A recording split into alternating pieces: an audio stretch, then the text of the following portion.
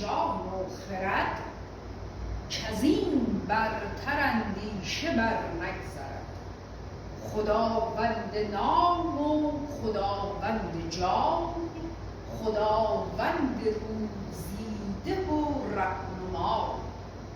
خداوند کیوان و گردان سپهر، فروزنده ماه و ناهید و مهر.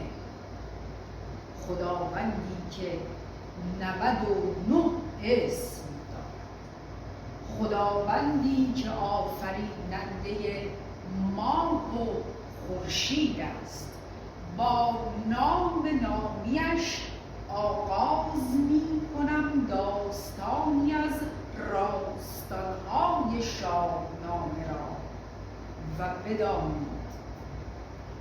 بدانید از آنچه سخن خواهم راند، تمام راستی و درستی است. تو این را دروغ و فسانه مدان. نبرد دو پهلوان است، دو شیرگیر. یکی آمده است از ایران، وان یکی از توران. این را که این سوی می‌بینی، چشم و چراغ ایران شهر است. چه سالها که برای ایران جنگیده است و خاک و خون خورده است. اما وان که از این سوی می آید، جوان است و دلیر است و غرور دارد. آمده به جنگ با ایرانیان، تو گویی که ایرانیان را نمی شناسد.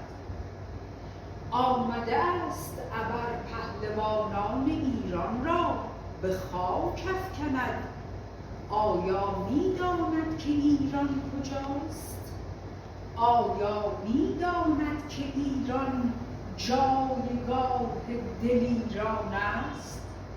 این پهلوانی که از ایران آمده را برایتان بگویم کیست. جهان آفرین تا جهان آفرید، سواری چو رستم نیامد پدید. کاتب بندی